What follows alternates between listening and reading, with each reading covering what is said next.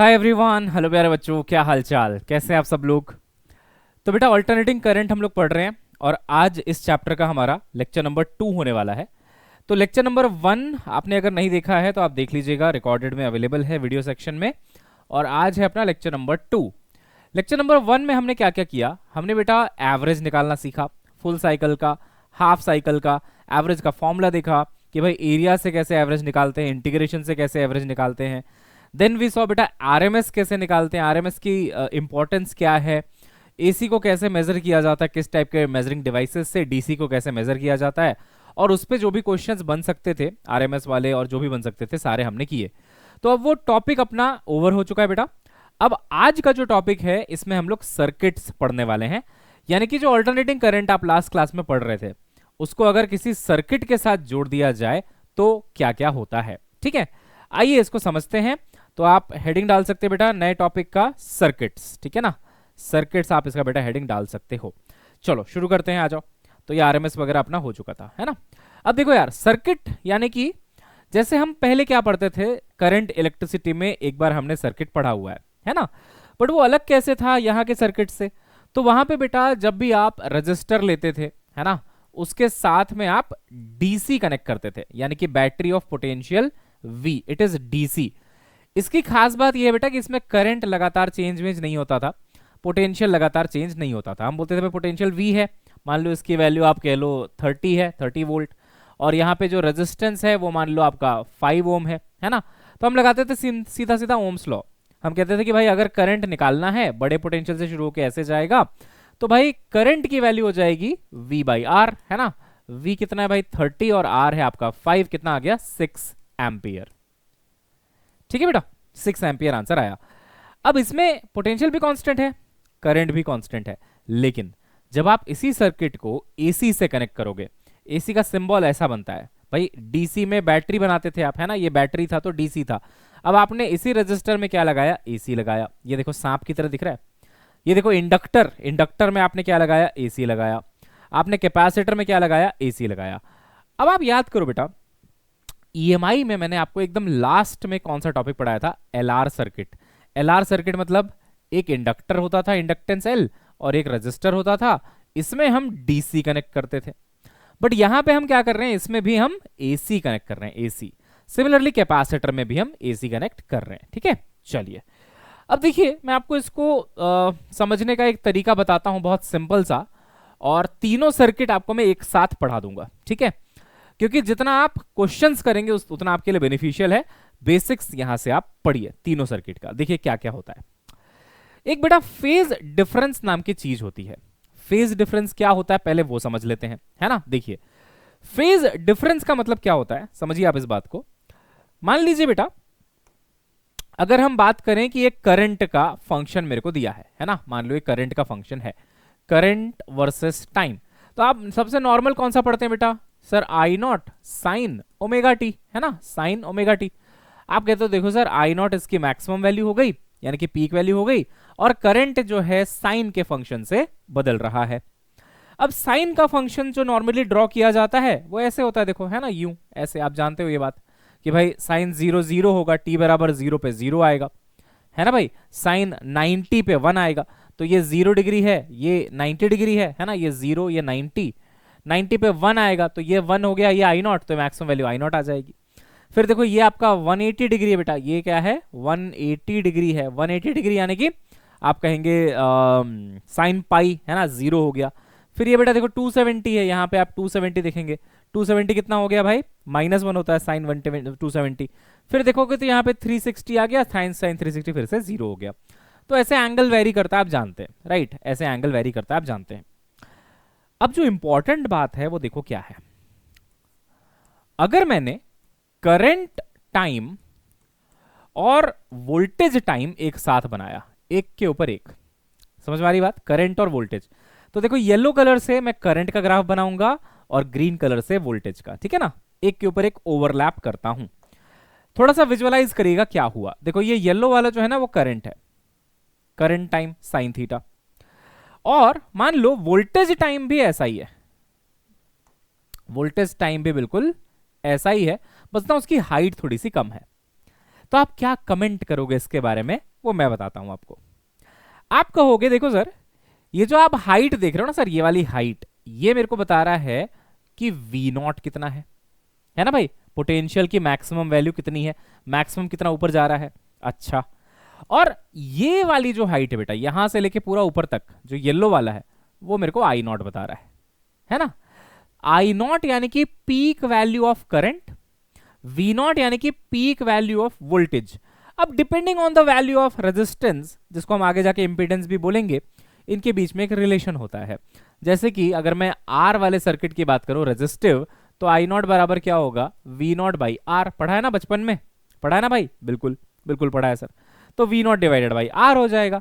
अब आर की वैल्यू अगर लेस देन 1 है तो आपका जो वी नॉट है वो आई नॉट से कम आएगा, है ना। अब मान लो आई नॉट 10 है और आर की वैल्यू 0.2 है, तो वी नॉट कितना आएगा, 0.2 इंटू 10, 2। तो देखो वी नॉट कम है, आई नॉट ज्यादा है, तो कुछ भी हो सकता है। आर 1 से ज्यादा है तो वी नॉट ज्यादा ऊपर चला जाएगा। लेकिन ये मैं नहीं समझाना चाह रहा आपको, ये तो चलो ऐसे ही बता दिया। असलियत ये समझाना चाह रहा हूं कि ध्यान से देखना। यहां पे क्या हुआ ना, आपने जब शुरुआत करी यहां से, तो t बराबर 0 पे, t बराबर 0 पे अगर मैं देखूं तो i भी 0 है। देखो i भी 0 है और v भी 0 है। मानते हो इस बात को? अरे हाँ सर, दिख रहा है सर। जब t बराबर 0 की बात चल रही है, देखो 0 की, तो देखो करंट भी 0 है और वोल्टेज भी 0 है। ठीक, इस t की बात करते हैं, ये कोई टाइम t, कोई भी टाइम t है, ठीक है ना। अब उस t टाइम पे आप देखो, t1 कह लो आप, t1 पे आप बोलोगे करंट भी मैक्सिमम है और देखो वोल्टेज भी मैक्सिमम है, दोनों के दोनों साथ में मैक्सिमम हो रहे हैं। देखो भाई ये 0 थे शुरू में दोनों के दोनों, लेकिन इस टाइम पे क्या हो रहा है, देखो ये भी अपने मैक्सिमम पे है और ये भी अपने मैक्सिमम पे है। ओ, मतलब दोनों ने साथ साथ जीने और मरने की कसम खा रखी है। करंट अगर 0 होता है बेटा उस टाइम पे, तो वोल्टेज भी 0 हो जाता है। वाह, क्या दोस्ती है इनकी। करंट मैक्सिमम हुआ तो वोल्टेज ने बोला मैं भी मैक्सिमम हो जाऊंगा। बहुत बढ़िया। और चेक करते हैं, मान लो ये टाइम है t2, t2 पे देखो करंट भी 0, वोल्टेज भी 0। अरे बाप रे, इनकी दोस्ती तो दांत देने लायक है भाई। करंट भी 0 और वोल्टेज भी 0, मतलब अगर 0 होते हैं तो दोनों 0 हो जाते हैं, मैक्सिमम होते हैं तो उसी टाइम पे दोनों मैक्सिमम होते हैं, साथ में मैक्सिमम साथ में 0। अब देखो इस तरफ का मैक्सिमम भी देखो आप, t3 टाइम पे ये भी अपने मैक्सिमम पे है नेगेटिव साइड में, ये भी मैक्सिमम पे है नेगेटिव साइड में, तो दोनों साथ साथ मैक्सिमम हो रहे हैं दूसरी डायरेक्शन में। यहां पे भी देखो बेटा, जैसे ही एक 0 हुआ दूसरा भी क्या हो गया, 0 हो गया। अगर ऐसा बिहेवियर है करंट और वोल्टेज के बीच में, तो उसको कहा जाता है कि इनके बीच का फेज डिफरेंस, फेज डिफरेंस कैसा है, तो 0 है। इनके बीच का फेज डिफरेंस कैसा है, तो 0 है। फेज डिफरेंस 0 होने का मतलब किसी भी समय पे दोनों का नेचर सेम रहेगा। अगर 0 है तो 0, है ना, मैक्सिमम है तो मैक्सिमम, दोनों, ये 0 तो ये भी 0, दूसरा मैक्सिमम हुआ तो दूसरा भी मैक्सिमम, है ना, पहला भी मैक्सिमम, ऐसे बिल्कुल साथ साथ चलते हैं। ऐसे सिचुएशन में अगर दोनों की इक्वेशन लिखी जाए तो करंट की इक्वेशन आप लिखोगे I naught sine omega T, तो बेटा वोल्टेज में आएगा V naught sine omega T, यानी कि ओमेगा टी बिल्कुल सेम रहने वाला है। ओमेगा टी के साथ अगर कुछ जोड़ दिया जाए तो फेज डिफरेंस कहलाता है। अभी दोनों में कुछ जुड़ा है क्या, नहीं। अगर ये साइन ओमेगा टी है तो ये भी साइन ओमेगा टी है, इसलिए आप देखो, आप t बराबर 0 डालोगे तो ये भी 0 हो जाएगा, t बराबर 0 डालोगे ये भी 0 हो जाएगा। t की किसी भी गिवन वैल्यू पे अगर ये मैक्सिमम हो रहा है तो साइन थीटा मैक्सिमम हो रहा है उस वैल्यू पे, तो यहां पे भी वही t डाला जाए तो ये भी मैक्सिमम होगा, सेम ही फंक्शन तो है, बस ये मैग्नीट्यूड ही तो चेंज हो रहा है, बाकी जो वेरिएशन है वो एग्जैक्टली सेम है। इसको बोलते हैं इन फेज होना, है ना। फेज डिफरेंस 0, या फिर दोनों करंट और वोल्टेज कैसे हैं बेटा, इन फेज हैं, इन फेज हैं, ठीक है ना। अब सब कुछ सही चल रहा था, एक दिन क्या हुआ देखो, एक दिन क्या हुआ देखो, देखो ध्यान से सुनना ना। ये अगर मैं ऐसा ग्राफ बनाऊं तो मुझे बताओ क्या क्या एंगल्स हैं। थोड़ा सा ग्राफ ऐसे बना लो, है ना, ऐसे बना लो, चलो छोटा सा, बड़ा बनाओगे तो थोड़ा समझने में आसानी होगी, बड़ा ही बना लो चलो, है ना, कोई बात नहीं, थोड़ा सा बड़ा ही बना लेते हैं, चलो कोई बात नहीं। देखो तो मैंने कहा कि भाई देखो ये डग डग डग डग, ये डग डग डग डग, ये डग डग डग डग, ठीक है ना, ऐसा बन गया। ठीक है भाई, अच्छा अब मेरी बात सुनना बेटा ध्यान से, मैं क्या कह रहा हूं। ये वाला एंगल बेटा 0 होता है, ये वाला एंगल 90 होता है, ये वाला एंगल 180 होता है, ये वाला एंगल बेटा तो 270 होता है सर, और ये वाला एंगल तो 360 होता है ना। Done sir, done sir, done sir, done sir, done sir. अब मैं कहता हूं कि मान लो ये करंट वर्सेस टाइम है। क्या है? करंट वर्सेस टाइम है। अब करंट वर्सेस टाइम दिया हुआ है, करंट बराबर I naught sine omega T. तो देखो साइन थीटा का ग्राफ बना भी है, साइन थीटा का ग्राफ बना भी है, बहुत बढ़िया। अब इसके नीचे मुझे बनाना है let's say voltage versus time, voltage versus time. आप बोलोगे कि अगर सर, अगर जो फेज डिफरेंस है ना, अगर वो 0 हो, ये देखो इसको थोड़ा लंबा बना लेते हैं ना, ये टाइम है और ये क्या है बेटा? वोल्टेज है। अब सोचो बेटा, अगर फेज डिफरेंस 0 है मान लो, अगर मैं यहां पे भी लिख दूं v बराबर V naught sine omega T, तो बिल्कुल सेम ग्राफ बन जाएगा, है ना भाई। v बराबर V naught sine omega T, तो बिल्कुल ही सेम ग्राफ बन जाएगा। देखो ऐसा, जहां पे ये 0 हो रहा है ये भी 0 होगा। हो सकता है मैग्नीट्यूड ज्यादा कम हो, हाइट कम ज्यादा हो सकती है, बट वेरिएशन बिल्कुल सेम। ये देखो बेटा, है ना, सेम जगह पे मैक्सिमम हो रहे हैं, सेम जगह पे 0 हो रहे हैं, सेम जगह पे मैक्सिमम हो रहे हैं, सेम जगह पे 0 हो रहे हैं। समझ में आई बात? इसको बोलते हैं इन फेज होना। देखो तो यहां भी ओमेगा टी, यहां भी ओमेगा टी, इन फेज है। अब इसी में मैं क्या करता हूं, इस स्लाइड को मैं डुप्लीकेट करता हूं। ठीक है, डुप्लीकेट कर दिया मैंने, ताकि बार बार बनाना ना पड़े। आपके लिए नोट्स में दोनों स्लाइड दिखेंगे, पहला वाला ये, दूसरा वाला ये। अब मैंने क्या किया, देखो मैंने बोला कि देख भाई, इस ग्राफ को अब यहां से हटा, है ना, इसको यहां से हटा, पूरा हटा देता हूं, कोई बात नहीं, फिर से बना दूंगा। बहुत मेहनती लोग हैं, है ना, कर लेंगे दोबारा मेहनत। ठीक है, पूरा हटा दिया, बस ऊपर वाला वैसा ही छोड़ दिया, बाकी पूरा हटा दिया। अब देखो बेटा, नीचे मैं लिखता हूं V naught sine omega T plus 90। ओहो, अब फेज डिफरेंस है। देखो पहले बढ़िया दोस्ती थी, पहले बढ़िया दोस्ती थी, साइन ओमेगा टी तो साइन ओमेगा टी सेम। मतलब मान लो ये अपने घर से निकला तो ये भी अपने घर से निकला, ये देखो घर घर, ये घर है 0 0। फिर ये अपने स्कूल पहुंच गया तो ये भी अपने स्कूल पहुंच गया, सब साथ साथ कर रहे हैं ये लोग। फिर ये घर आया तो ये भी घर आया, ये पीछे खेलने गया तो ये भी पीछे खेलने गया। देखो ये घर आया, ये भी घर आया, साथ साथ चल रहे हैं, दोस्ती तगड़ी है।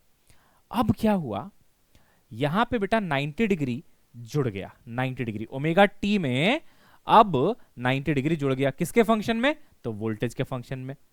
तो इसको कहा जाता है कि अब v जो है वो बहुत तेज हो रहा है। याद है कैरेमिनाटी का, बहुत तेज हो रहा है वो, ये बहुत तेज हो रहा है। बहुत तेज कैसे हो रहा है समझिएगा, जैसे ही मैं यहां पे t बराबर 0 डालता हूं, ये तो 0 हो जाता है, तो ये तो अपने घर पे बैठा है। लेकिन अगर मैं यहां t बराबर 0 डालूं तो देखो t बराबर 0, तो ये तो 0 हुआ, बट 90 तो है, साइन 90 कितना होता है 1, यानी कि v की वैल्यू v नॉट। तो तुम घर पे बैठे हो किसी दिन छुट्टी लेके कि भाई t 0 पे मैं घर पे हूं, लेकिन तुम्हारा दोस्त जो अब तुमसे दोस्ती तोड़ चुका है वो क्या कर रहा है, देखो t बराबर 0 पे ये तो 0 हुआ, बट 90 है, साइन 91, तो वो स्कूल में पढ़ाई कर रहा है। मतलब उसकी वैल्यू 0 नहीं है, अब उसकी वैल्यू अब 0 नहीं है, उसकी वैल्यू कितनी है v naught into sine 90, sine 90 होता है 1, तो उसकी वैल्यू है v नॉट। मतलब तुम जब 0 हो लाइफ में कुछ नहीं कर रहे, वो पढ़ रहा है स्कूल जाके। ये बहुत बड़ी समझ है तुम्हारे लिए, बहुत बड़ी सीख है बेटा।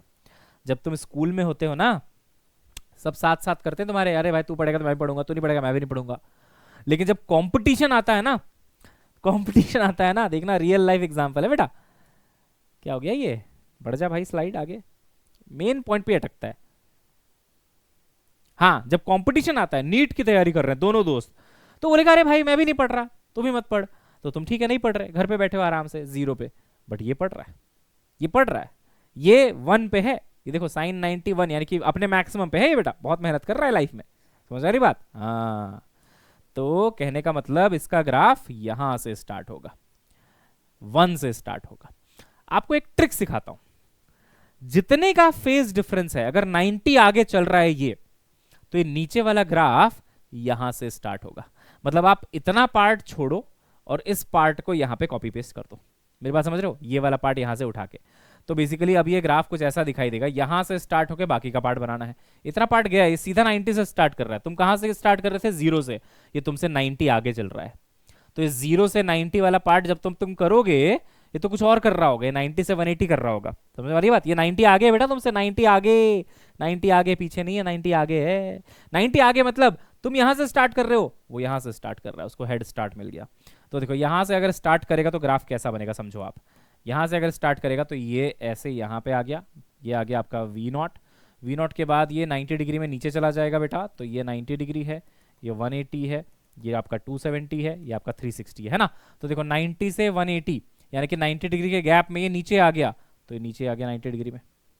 फिर उसके बाद और नीचे गया, ऐसे गया, फिर ऊपर गया, ऐसे गया, और फिर ऐसे जाएगा, है ना। फिर ये आपका हाँ ऐसे जाएगा, है ना, इस तरीके से। तो बेसिकली हुआ क्या, अब दोनों में डिफरेंस आ चुका है। क्या डिफरेंस आया समझो, 90 डिग्री का डिफरेंस आ चुका है। जब आप 0 पे होते हो तो मैक्सिमम हो जाता है, मैक्सिमम हो जाता है। जब तक आप मैक्सिमम हुए तब तक वो सोने चला गया, वो खुद मिनिमम हो गया, 0 हो गया, बेसिकली मिनिमम नहीं 0 हो गया, है ना। आप मैक्सिमम में गए, आप पढ़ने बैठे, ये जाके सो गया, मैं तो पहले ही पढ़ चुका हूं, तू जा पढ़, अब मैं तो सोने जा रहा हूं, ऐसा, ठीक है। अब फिर आपका सोने का टाइम हुआ तो ये पढ़ रहा है खोपचे में जाके, है ना। फिर देखो इसका सोने का टाइम हुआ तब तुम पढ़ रहे हो, अपना मैक्सिमम दे रहे हो दूसरे सब्जेक्ट में, ठीक है। अब ये मैक्सिमम होता है, तुम 0 हो जाते हो। तो 90 डिग्री का फेज डिफरेंस आ चुका है, 90 डिग्री का फेज डिफरेंस आ चुका है, ठीक है। तो इसको बोलेंगे +90, मतलब 90 डिग्री अहेड। तुम अभी यहां हो, तुम अभी यहां हो, लेकिन वो अगर 90 डिग्री का फेज डिफरेंस है, 90 डिग्री आपसे आगे है, मतलब वो यहां से शुरू करेगा। तुम यहां से शुरू करोगे t बराबर 0 पे, देखा यहीं से शुरू किया तुमने, लेकिन वो कहां से शुरू कर रहा है, यहां से। तो इस पॉइंट को स्टार्टिंग पॉइंट बना लिया उसने अपना, यहां से शुरू कर रहा है। अब बहुत आसान है देखना, ठीक है। मैं एक और स्लाइड इसका डुप्लीकेट कर रहा हूं ताकि एटलीस्ट मेरे को ये वाला दोबारा ना बनाना पड़े, आपका भी टाइम बचेगा, मेरा भी टाइम बचेगा। और ये मैं नीचे की चीज़ पूरी हटा रहा हूँ, ठीक है ना। ये अपन दोबारा बना लेंगे, कोई बात नहीं, बहुत मेहनती लोग हैं भाई हम लोग, दोबारा बना लेंगे, कोई बात नहीं। दोबारा बनाने में थोड़ा फ्रेश तरीके से समझ में भी आएगा, है ना। अब मैंने कहा भाई कि देखो, अब जो V है वो है V0 sign omega T plus 180, ठीक है ना। 180 का फेज डिफरेंस आ गया, आप कितने का आ गया भाई, 180 का आ गया।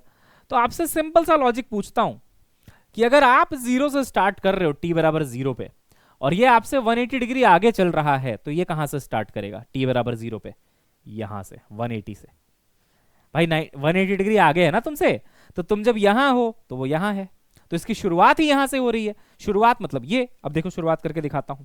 सबसे पहले क्या करो आप, ये आप दिखा दो कि ये हमारा 90 है, ये आप दिखा दो ये हमारा 180 है, ठीक है। ये आप दिखा दो कि ये बेटा हमारा 270 है, ये आप दिखा दो कि ये हमारा 360 है, ठीक है। अब देखो कैसे बनेगा, तुमने शुरू कहां से किया, यहां से, बट वो कहां से शुरू कर रहा है, वो तुमसे 180 डिग्री आगे है, मतलब यहां से शुरू करेगा। अब यहां से शुरू होने वाला ग्राफ पहले नीचे जाएगा फिर ऐसे जाएगा, है ना। तो देखो 180 से शुरू किया उसने, t बराबर 0 पे ऑलरेडी यहां पे है, तो यहां से शुरू करता है, पहले नीचे जाएगा 90 डिग्री में, ऐसे पहुंचेगा, ठीक है ना, 90 डिग्री में। फिर यहाँ के बाद थोड़ा ऊपर जाएगा अगले 90 डिग्री में, तो ऐसे जाएगा बेटा। उसके बाद जाहिर सी बात है बेटा ये थोड़ा और ऊपर जाएगा ऐसे, ठीक है ना, फिर नीचे आएगा ऐसे। आप देखोगे ना तो ग्राफ एग्जैक्टली इन्वर्ट हो चुका है। ग्राफ क्या हो चुका है, एग्जैक्टली इन्वर्ट हो चुका है। ऐसा आप ना वेव में पढ़ के आए हो, आपको पता नहीं, आपने रियलाइज नहीं किया, बट आप वेव में पढ़ के आए हो। वेव चैप्टर जब आपको क्लास 11th में पढ़ाया जाता है बेटा, तो कहा जाता है कि अगर 180 डिग्री का फेज डिफरेंस है तो ग्राफ पलट जाता है, पलट जाता है। और कहां पढ़ाया जाता है आपको बताता हूं, कि जब एक रोप में जो आपने वेव क्रिएट किया, पल्स क्रिएट किया, वो अगर एक फिक्स्ड एंड से टकराता है, डेंसर टू रेयर मीडियम, तो पलट के वापस आता है ना। मतलब जो पल्स ऐसे गया था, ऐसे गया था, एक फिक्स्ड एंड से टकरा के वो ऐसे होके वापस आता है, पलट के, देखो पलट गया ना। इसको बोलते हैं 180 डिग्री का फेज डिफरेंस वेव्स में। क्या बोलते हैं बेटा इसको, इसको बोलते हैं सर 180 डिग्री का फेज डिफरेंस। अच्छा जी, मजा आया ना, है ना, है ना, है ना, मजेदार है ना बेटा। यस, तो बस कितना आगे है उस पॉइंट से स्टार्ट कर दोगे तो भाई फेज डिफरेंस पता चल जाएगा, मतलब बेसिकली ग्राफ बन जाएगा आपका, है ना। चलो एक और कर देते हैं बेटा, एक और कर देते हैं, ठीक है ना, एक और कर देते हैं, एक और कर देते हैं। चलो इसको कॉपी कर लेते हैं पेज को, है ना। ठीक, कॉपी किया, थोड़ी सी मेहनत कर लेते हैं फिर से, है ना। इसको मिटा देते हैं, इसमें खाली 180 को मिटा रहा हूं मैं, ठीक है ना। अब ये खाली ग्राफ मिटता नहीं है, कोशिश करता हूं मैं फिर भी एक बार। ये डिलीट होगा, होगा, अरे वाह, ये भी डिलीट हो जाएगा, अरे वाह, अरे वाह, गजब भाई गजब, ये तो काम बच गया अपना फिर तो, वाह। देखो भाई, अब मैं कहता हूं कि मान लो ये v है और ये t है, और मैंने रख दिया यहां पे 270 डिग्री का फेज डिफरेंस। अब बहुत ईजी है, तुम लोग बताओ, जब तुम जीरो पे हो, t बराबर जीरो पे, तुम तो जीरो पे हो, ये कहां है? ये 270 पे है, मतलब यहां से स्टार्ट होगा ग्राफ, इसके बाद का पोर्शन बनाया जाएगा। तो शुरुआत ही यहां से हो रही है 270 वाले पॉइंट से। तो 270 वाला मतलब नीचे नीचे यहां से, यहां कहीं से है ना, यहां कहीं से स्टार्ट हो रहा है, उसके बाद ये 90 डिग्री में यहां पहुंच जाएगा अगले, फिर उसके बाद अगला ग्राफ कैसे बनेगा, फिर ऊपर नीचे है ना, तो ये ऊपर गया यहां, फिर ये नीचे आया यहां, फिर ये नीचे गया यहां, ऐसा कुछ। ठीक है बेटा, तो ये ग्राफ है जब 270 डिग्री का फेज डिफरेंस हो, इसको हम लोग बोलते हैं बेटा फेज डिफरेंस। तो फेज डिफरेंस आखिर है क्या? देखो मैं एक बार रिवाइज करा देता हूं, फेज डिफरेंस आखिर है क्या? अगर कोई फेज डिफरेंस नहीं है, अगर कोई फेज डिफरेंस नहीं है, तो आप जीरो पे हो तो ये भी जीरो पे है, आप अपने मैक्सिमम पे हो तो ये भी अपने मैक्सिमम पे है। हालांकि दोनों के मैक्सिमम की वैल्यू अलग अलग हो सकती है ना भाई, इसकी वैल्यू वी नॉट होगी, इसकी वैल्यू आई नॉट होगी, वैल्यू अलग अलग है, वो निकल जाएगा रिलेशन से, है ना, कि वी नॉट बराबर आई नॉट इंटू इम्पीडेंस बोल देंगे उसको, ठीक है, वो ठीक है, अलग बात है, वो बाद में पढ़ेंगे। बट ये रिलेशन है अपने पास कि दोनों का हाइट कितना कितना हो सकता है। बट आप ये देखो कि ये अपने मैक्सिमम पे है तो ये भी अपने मैक्सिमम पे है, ये अपने जीरो तो ये भी अपने जीरो, ये इधर मैक्सिमम पे है दूसरी डायरेक्शन में तो ये भी दूसरी डायरेक्शन मैक्सिमम पे है, डायरेक्शन चेंज हो गई ना, इधर का इधर हो गया, बट मैक्सिमम तो है ही, और यहाँ पे ये जीरो तो जीरो, तो ये है जीरो फेज डिफरेंस, इसको बोलेंगे इन फेज होना। ठीक है, अच्छा अब देखो 90 पे क्या हुआ, आप तो जीरो पे हो, लेकिन इसको हेड स्टार्ट है 90 से स्टार्ट करेगा ये, मतलब यहां इसका स्टार्टिंग पॉइंट ये वाला हो जाएगा, तो यहां को आप शिफ्ट करके इसको पकड़ के यहां से स्टार्ट करा दो। ठीक है, ये 90 डिग्री हो गया बेटा। ठीक है, दूसरा देखो 180 अगर बोलेगा कि भाई इसके पास 180 का फेज डिफरेंस है, तो आप 180 से सीधा स्टार्ट करोगे दूसरे वाले को, आप ये तो खुद तो जीरो पे है, बट दूसरा वाला यहाँ पे यहां से ऐसे स्टार्ट करेगा, तो देखो यहां से ऐसे स्टार्ट कर रहा है, इस पॉइंट पे दोनों जीरो जीरो पे ही है। आप अगर यहाँ पे t बराबर जीरो डालोगे ना, तो ये तो जीरो हो जाएगा, साइन 180 बनेगा, साइन 180 भी जीरो ही होता है, तो इस केस में दोनों जीरो पे हैं, लेकिन दोनों की हरकत बिल्कुल अलग है, ये जीरो के बाद ऊपर जा रहा है, ये जीरो के बाद नीचे जा रहा है टाइम के बढ़ने से, तो बिल्कुल अलग ग्राफ है दोनों बेटा, है ना। चलो तो 180 डिग्री का फेज डिफरेंस हो गया। फिर ये आपका देखो 270 का हो गया बेटा, आप तो जीरो से स्टार्ट कर रहे हो, बट वो 270 का हेड स्टार्ट है, उसके पास इतना ऑलरेडी चल चुका है, तो यहां से स्टार्ट करेगा, है ना, यहां से स्टार्ट करेगा। अब बताओ 360 में कैसा बनेगा? 360 मतलब आप यहां पहुंच गए, तो आप तो यहां से स्टार्ट कर रहे हो, दूसरा वाला यहां से स्टार्ट करेगा, तो सेम ही चीज तो आ रही है, फिर से ये उठा के यहां रखोगे तो सेम ही चीज तो आएगी, और 360 वैसे भी जीरो ही तो होता है, क्या कहते हो यार, 360 का मतलब जीरो ही तो होता है ना, 360 मतलब आप पूरा सर्कल घूम के आ गए, तो 0 डिग्री हो गया ना, वो पूरा घूम के वापस आ गया, 0 डिग्री हो गया एक तरीके से। तो जो आपने पहला वाला बनाया है ना, ये वाला ऐसा ही बनेगा 360 डिग्री में भी। तो 360 डिग्री फेज डिफरेंस मतलब नो फेज डिफरेंस बेसिकली, है ना। वैसे 2 पाई का फेज डिफरेंस है, तो एक्चुअली कोई फेज डिफरेंस नहीं है, बिकॉज 2 पाई और जीरो एक ही चीज है। ठीक है, बोलो भाई ठीक है। चलो आगे बढ़ते हैं, आइए, है ना, लेट्स मूव अहेड नाउ। तो ये हो गया फेज डिफरेंस, हम लोग समझ गए, बहुत बढ़िया, अच्छा लगा। अब देखो इन तीन सर्किट्स को बहुत प्यार से एक बार समझते हैं हम लोग, है ना। अच्छा इसको मैं पकड़ के थोड़ा ऊपर मूव कर सकता हूँ क्या? मेरे को थोड़ा जगह चाहिए होगा ना। हाँ जाएगा जरूर ऊपर, जाएगा जाएगा, ये अपना चला गया थोड़ा सा ऊपर, है ना। अब आसानी से अपन कर पाएंगे चीज़ों को, ठीक, बहुत बढ़िया। तो मैंने बोला ठीक है भाई, मेरे को इसको समझना है कि अगर मैं एक रजिस्टर में लगा दूं ऑल्टरनेटिंग करंट, एक इंडक्टर में लगा दूं ऑल्टरनेटिंग करंट, और एक कैपेसिटर में लगा दूं ऑल्टरनेटिंग करंट, तो क्या क्या होता है। अब बेटा वैसे तो इसका डिफरेंशिएशन करके एक डेरिवेशन भी है, बट ना वो आप ना तो नीट में जरूरत पड़ेगी, ना आप नीट का क्वेश्चन करते हुए सॉल्व कर रहे होगे वैसे डिफरेंशिएशन से। मैं जो आपको बता रहा हूं वही आपको काम आएगा, और वही आपको याद रखना। देखिए क्या, मान लीजिए अगर रजिस्टर लिया जाता है, क्या लिया जाता है, रजिस्टर, और उसमें आपने कुछ करंट सप्लाई कर दिया, I बराबर I naught sine omega T. ठीक है, I बराबर I naught sine omega T. तो यहां पे ऐसा देखा गया बेटा कि कोई फेज डिफरेंस नहीं देखा जाता है, और जो V होता है वो सीधा सीधा, V जो होता है वो सीधा सीधा लिखा जाता है V not sine omega T के बराबर। यानी कि अगर मैं फेज डिफरेंस को डेल्टा फाई बोलूं, ये क्या है डेल्टा फाई भाई, डेल्टा फाई क्या है सर, ओहो थोड़ा ढंग से बन जा भाई तू भी यार। हाँ, डेल्टा फाई क्या है भाई? फेज डिफरेंस कितना है? 0 है ना। यहाँ पे लिख देता हूं, फेज डिफरेंस जो होगा वो इस केस में कितना होगा? तो 0 होगा। समझ वाली बात? ऐसा देखा जाता है साइन ओमेगा टी, तो ये भी sine omega T, no phase difference. अब आपको ये याद रखना है। अच्छा, अब आप बोलोगे सर वी नॉट और आई नॉट के रिलेशन का क्या सर? वो भी बता देते हैं। देखो, तो अगर आप लिखोगे वी नॉट बराबर ये होता है आई नॉट इंटू आर के बराबर, ठीक है। और अगर वी आर एम एस भी लिखोगे ना, R M S, V R M S लिखोगे ना, तो वो भी होता है बेटा I R M S into R के बराबर, ठीक है। अब देखो, एक फेजर डायग्राम बनाया जाता है, मैं आपको समझाता हूं थोड़ा सा। एक्चुअली एसएचएम चैप्टर जो होता है ना 11th में, उसमें आप जानते हो कि किसी भी एसएचएम को, जैसे कि ये भी एक एसएचएम के जैसा ही है ना, साइन का फंक्शन है। एसएचएम में भी क्या होता था? एक्स बराबर ए साइन ओमेगा टी, ए कॉस ओमेगा टी, एसएचएम है ना। उसको ना एक रोटेटिंग वेक्टर की तरह प्रदर्शित किया जा सकता है। किसी भी एसएचएम को एक रोटेटिंग वेक्टर की तरह प्रदर्शित किया जा सकता है, जहां की वो जो रोटेटिंग वेक्टर है, ये मान लो कोई वेक्टर है ऐसे रोटेट कर रहा है किसी ओमेगा से, तो उसका किस ओमेगा से रोटेट कर रहा है? वो फ्रीक्वेंसी को रिप्रेजेंट करता है। देखो फ्रीक्वेंसी को, ये देखो है ना, यहाँ पे एसी की कुछ फ्रीक्वेंसी होती है बेटा, इंडिया में 50 हर्ट्ज होती है, आप जानते हैं है ना। तो वो फ्रीक्वेंसी क्या, रोटेटिंग एंगुलर वेलोसिटी फ्रीक्वेंसी बन जाता है। इसका जो लेंथ है ना बेटा, लेंथ, ये लेंथ बताता है मैग्नीट्यूड, मैक्सिमम पीक मैग्नीट्यूड को। फॉर एग्जाम्पल अगर आई बराबर I naught sine omega T है ना, तो आई नॉट इसका लेंथ बता रहा होगा। ये लेंथ क्या हो गया? I not. और ओमेगा टी के साथ जो भी वैल्यू जुड़ी है फाई, वो उसका फेज बताता है। फाई क्या बताता है बेटा? तो फाई अपना फेज बताता है। अब इन जनरल आप देखोगे तो हम लोग ऐसा कहते हैं कि भाई करंट जो है ना उसमें फेज नहीं लिया जाता है। और इन जनरल देखो, अब देखो यार, मान लो यहां पे 30 डिग्री अगर होगा, 30 डिग्री, तो तुम हॉरिजॉन्टल से 30 डिग्री पे डायग्राम बनाओगे, है ना।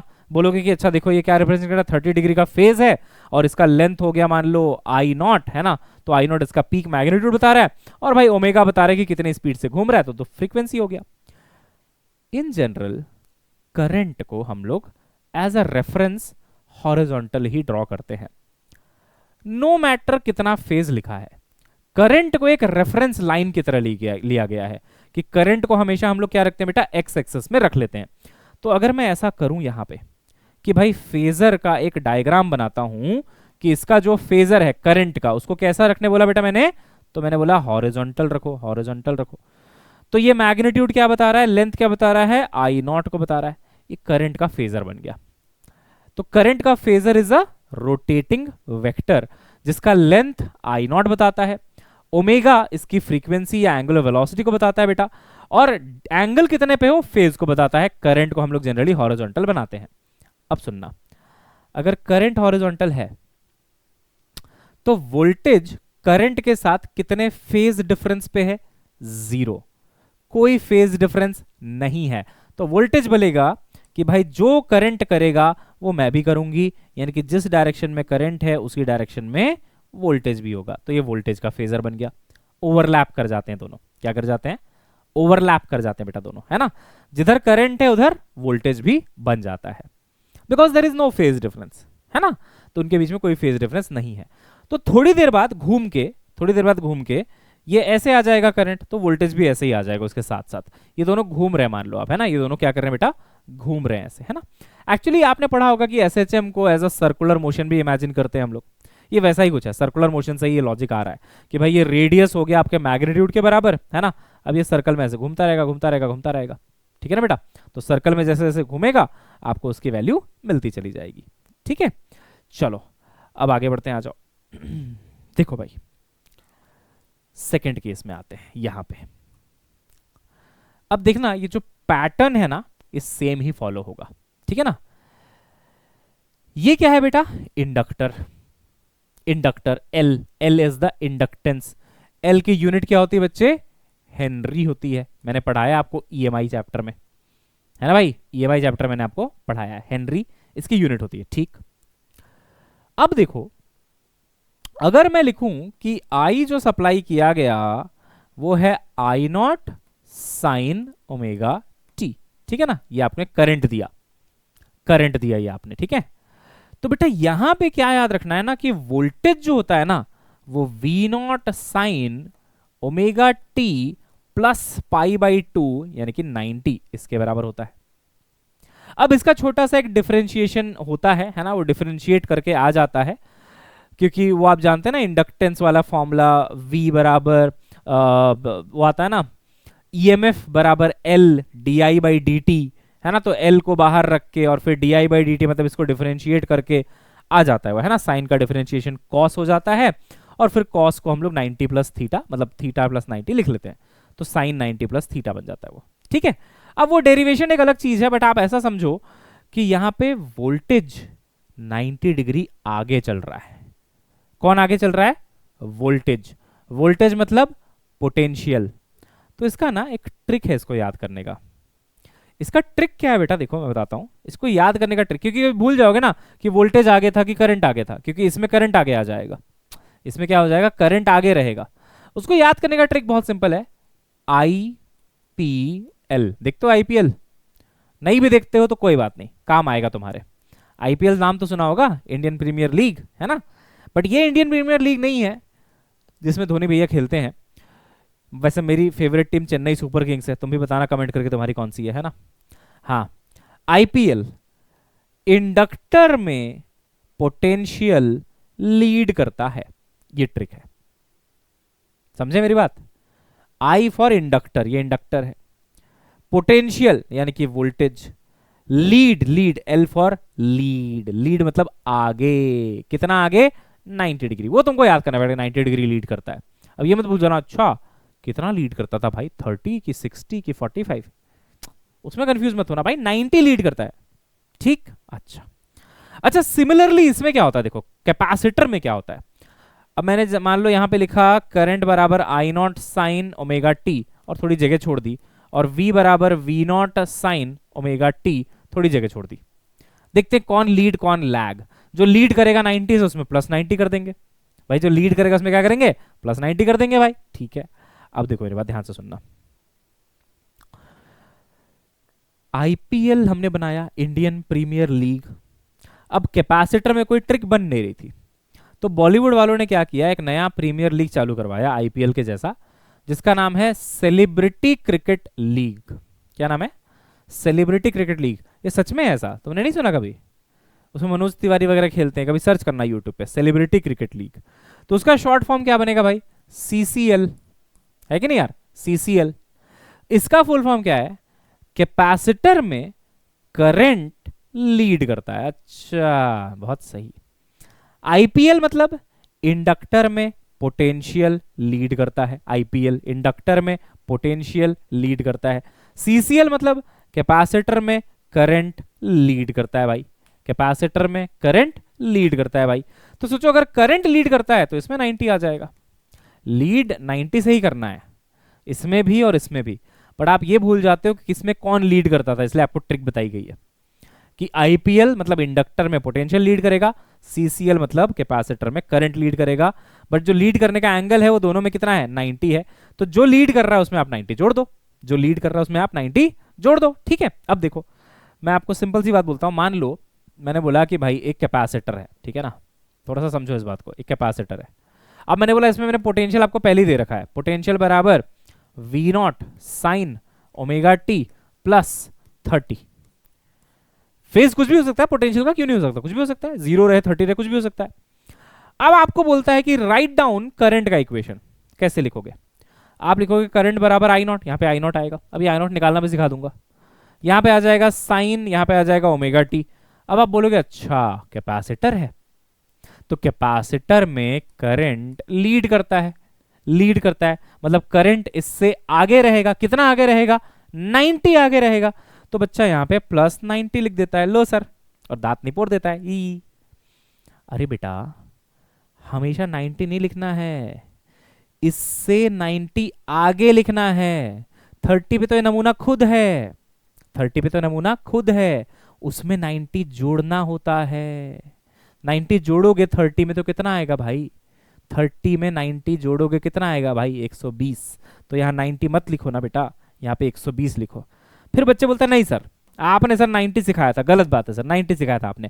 बेटा 90 तब सिखाया है जब ओमेगा टी के साथ यहाँ पे जीरो है, कुछ नहीं है, कुछ नहीं है। और वी में खाली ओमेगा टी है, जीरो है साथ में, उसमें 90 जोड़ेगा तो 90 आएगा, इसलिए 90 सिखाया।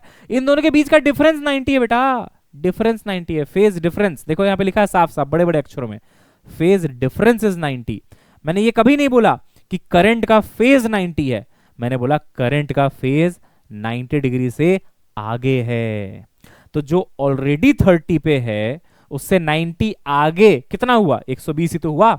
अब तुम चाहो तो डिफरेंस निकाल लो, अब तुम चाहो तो डिफरेंस निकाल लो। इसका टोटल फेज क्या हुआ, ओमेगा टी प्लस 120 है ना, माइनस उसका फेज कितना हुआ, ओमेगा टी प्लस 30। ठीक है, अब ओमेगा टी तो कैंसिल हो गए, 120 माइनस 30 कितना आया भाई, 90 आया।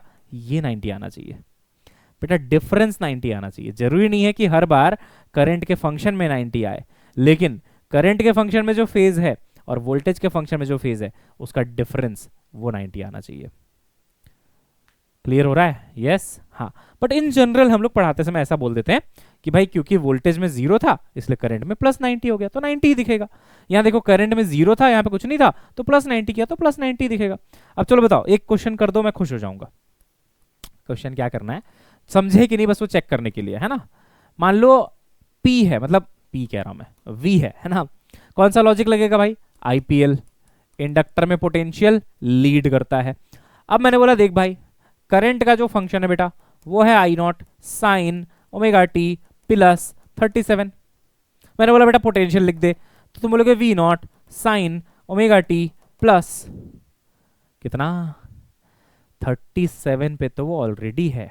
अच्छा इसको और इंटरेस्टिंग करते हैं, चलो इसको और इंटरेस्टिंग करते हैं। अच्छा अभी क्या आंसर आएगा, 37 पे तो ऑलरेडी है, उसमें 90 जोड़ दोगे आप, है ना। तो 9 और 3 12, तो ये आ जाएगा 127। बट इसको थोड़ा सा और इंटरेस्टिंग बनाते हैं।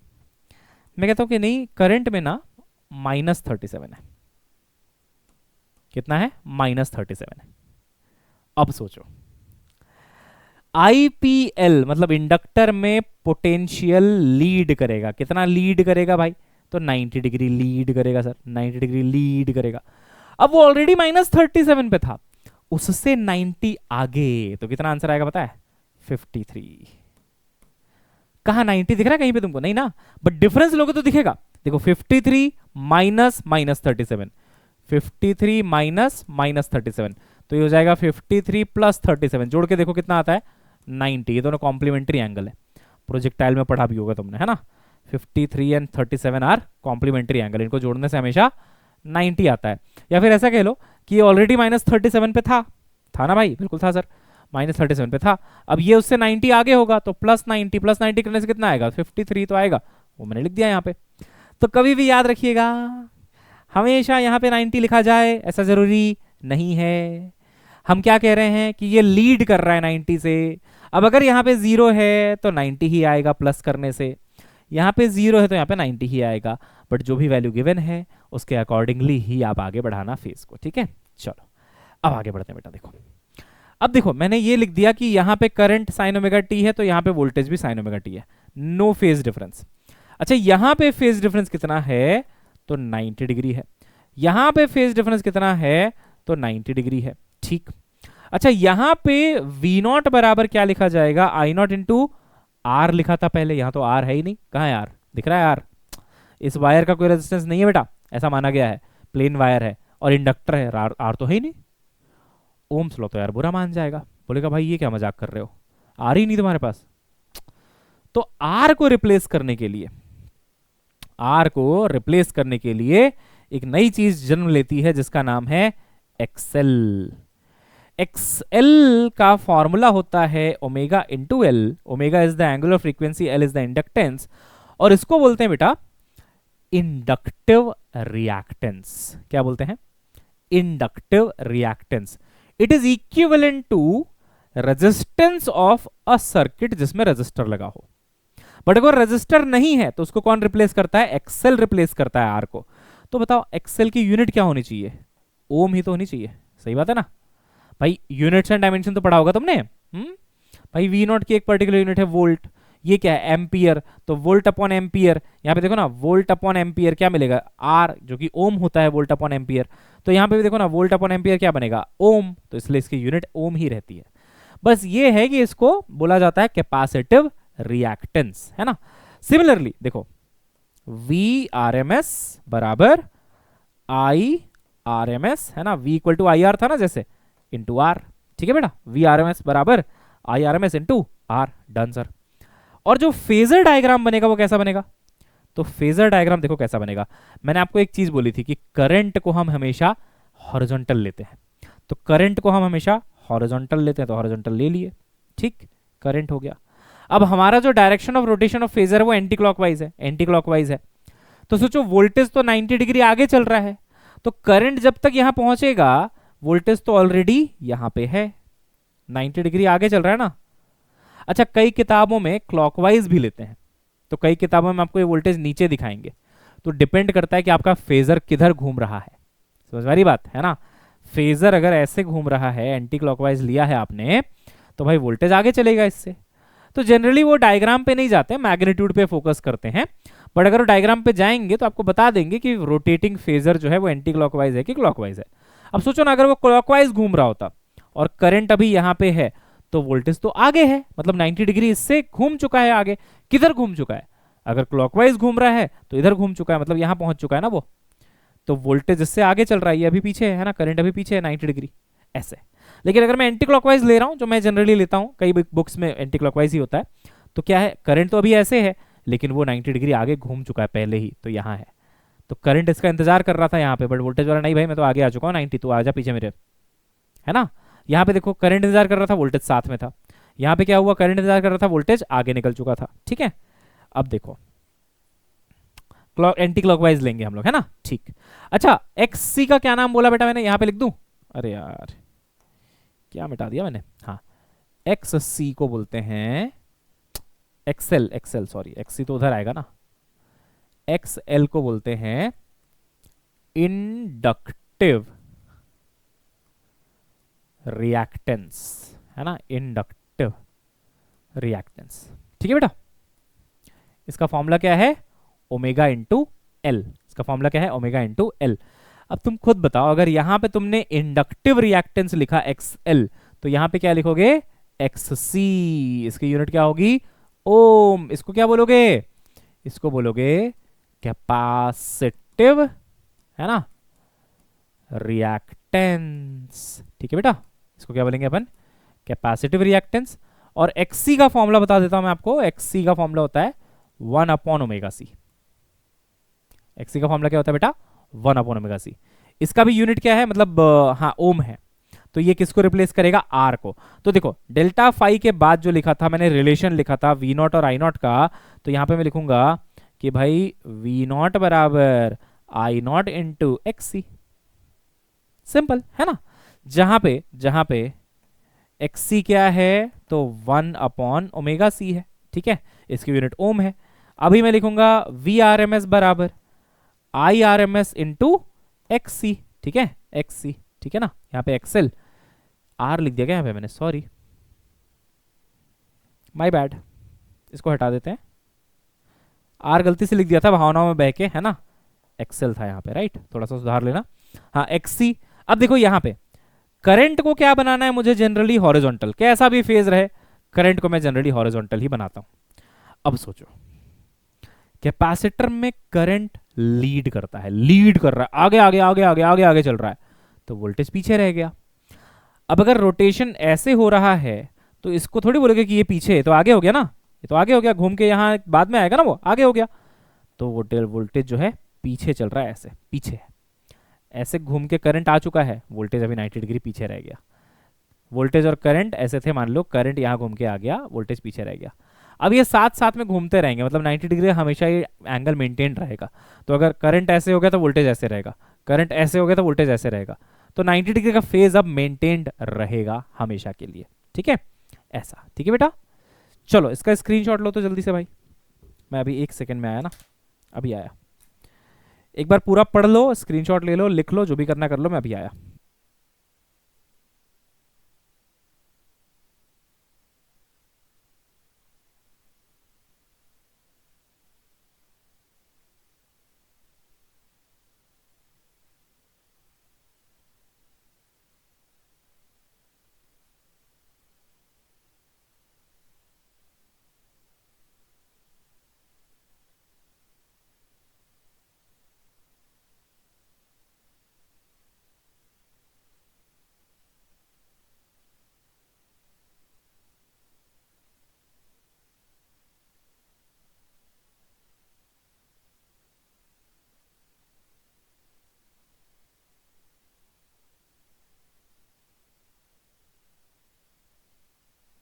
चलो एक सवाल हो जाए, आओ एक सवाल कर लेते हैं, आओ, है ना।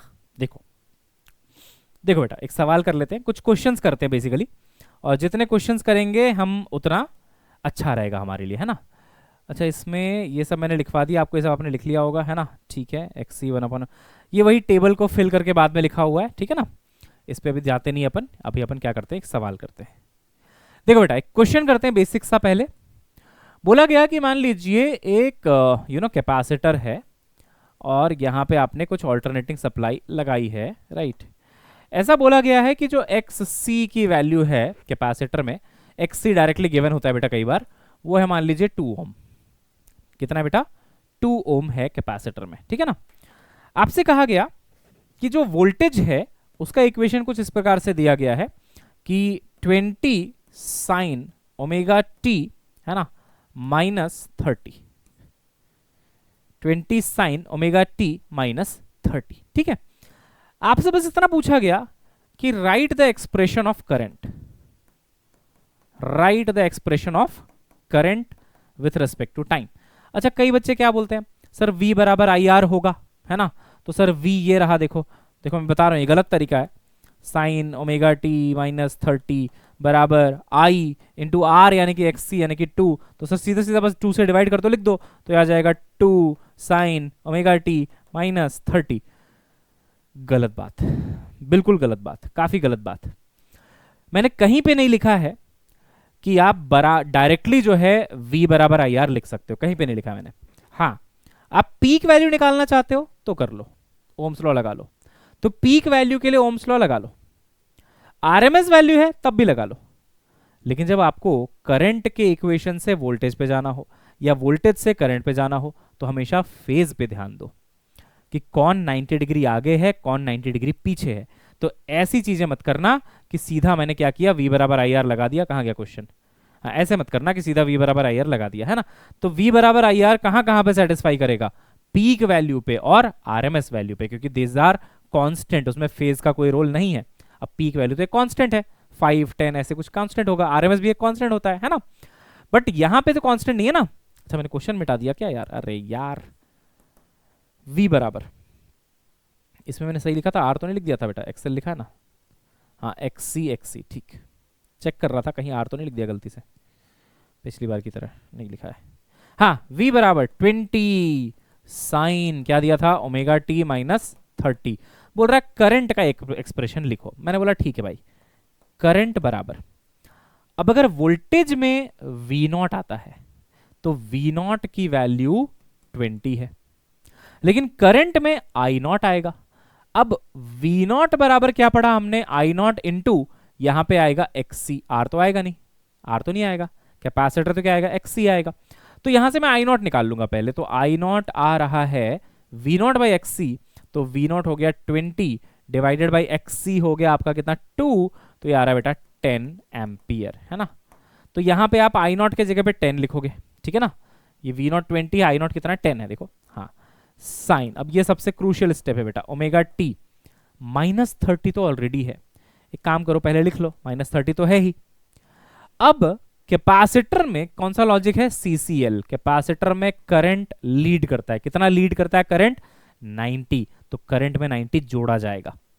90 अगर जोड़ा जाएगा तो आंसर कितना आएगा, करंट बराबर ये हो गया आपका 10 साइन ओमेगा टी, 90 -30 इज 60, है ना। 90 -30 इज 60, तो ये आपका फाइनल आंसर है, ठीक है, समझ गए, यस। चलो एक और भाई, एक और भाई। देखो मान लो बेटा ये है आपका इंडक्टर, ठीक, वेरी गुड। इंडक्टर का इंडक्टिव रिएक्टेंस दिया हुआ है 5 ओम के बराबर, है ना। इंडक्टर का इंडक्टिव रिएक्टेंस दिया हुआ है 5 ओम के बराबर, ठीक है ना। और वोल्टेज का इक्वेशन दिया है, मान लो 50 साइन ओमेगा टी +30, ठीक है ना, +30, ओके। अब मेरे को लिखना है करंट का इक्वेशन। देखो करंट का इक्वेशन लिखना है, आप लोग ट्राई भी कर सकते हो। सबसे पहले मैं लगाऊंगा कि भाई V0 बराबर I0 इंटू XC होता है ना। अभी V0 मेरे को 50 दिख रहा है, लिखा हुआ है भाई चुपचाप वहां पे साफ साफ 50 बराबर आई नॉट मुझे निकालना है, एक्सी कितना है तो 5 है ना।